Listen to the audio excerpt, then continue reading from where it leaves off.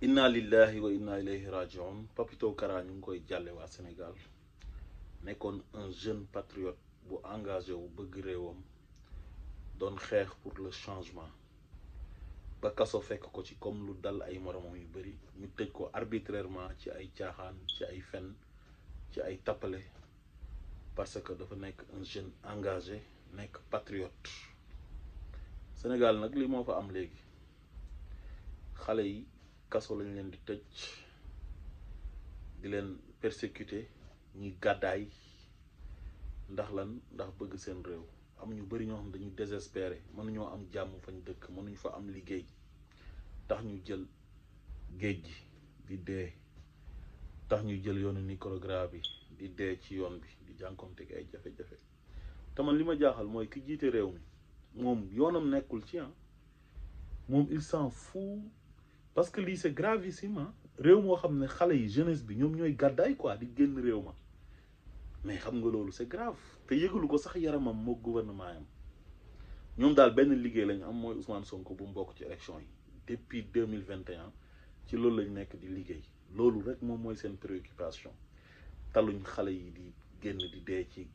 géej gi. mais man li ma jaaxal mooy jeunesse ñu ko am ñu bari tey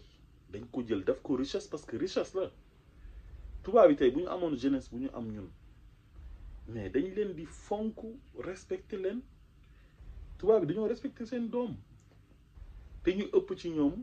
seen population bi dañoo màgget waaye imaginez tubaab bi amoon tey population jeune comme bu Sénégal nga xam ne lu ëpp ci population bi ay jeunes lañ. ANSD temps yi rek la génnee statistiques yi di wane ne jeunes yi ñoom ñoo ëpp Sénégal mais yow président boo xam ne da nga am mépris ci jeunesse bi parce que jeunesse bi Ousmane Sonko lañu àndal ñu ëpp ci ñoom yow daal jàpp tëj kaso jéemoo leen a utal ay école de formation ay école de métier jéemoo leen créer ay entreprise yu ñu mën a liggéey wala ay financement pour ñu mën a toog ci réew mi. waaye Macky Sall daal moom moo am jàmm Sénégal moom ñu mu àndal sëriñ yu koy jàppale communicateur traditionnel am ak ay journalistes am ay politiciens yi koy jàppale ñooñu daal ñoom ñoo am jàmm quoi Sénégal waaye ñu mooy ñooñu amuñ jàmm quoi ko ànd ak Macky Sall yow ci jàmm ngay nekk soo àndut ak Macky Sall moom yow nekkoo ci jàmm sa benn tànk ci bàmmeel lay nekk wala beneen bi nekk ci kaso. xoolal Papito Kara luñ ko jàppee woon xam nga da ngay nekk sa dëkk maanaam dañ lay bundu xataal la ba yow dootoo sax bëgg a dëkkati ci dëkk ba da ngay gàddaay ba da nga naan man lu ma dal baax na parce que ku dem bay jël gaal yow voilà xoolatoo ay ragalatoo dee quoi da nga naan man naa dem rek su ma àggee baax na su ma àggul tamit naa des ci géej gi quoi loolu risque du ko gën a mag ak désespéré ak yaakaar gu tas. benn xale bu nekk ci réew ñu jël benn journal bu ñuy wax l'Observateur nga xam ne mooy journal Youssou Ndour bi ba pare en même temps di journalu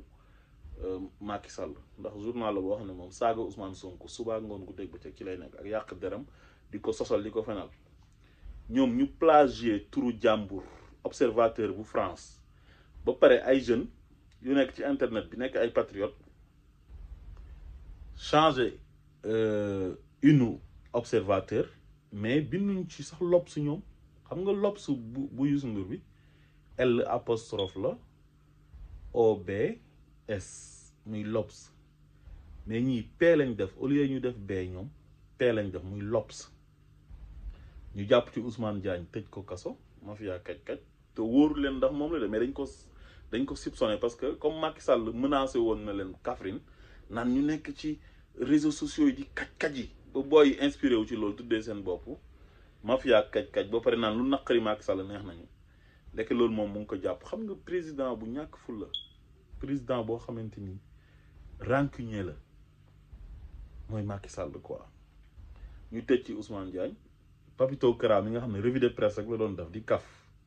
ñu jàpp ko tëj ko ci te liñ leen jàppee boo xoolee ba ci biir da ngay xam ne lii mépris la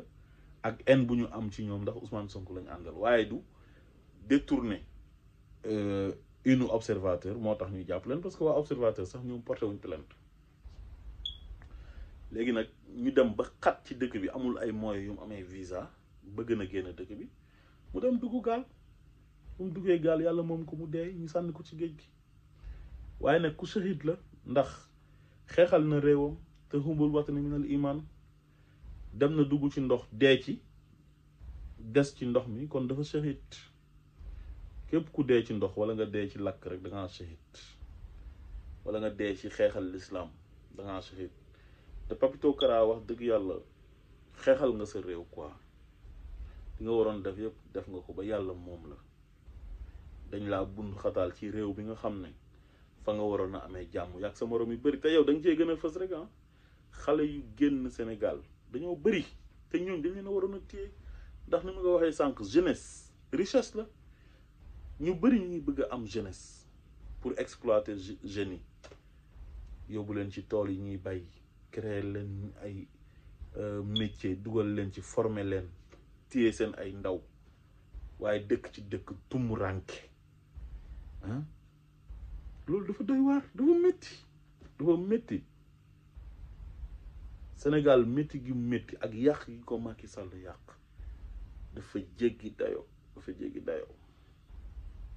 moo tax maa ngi dégg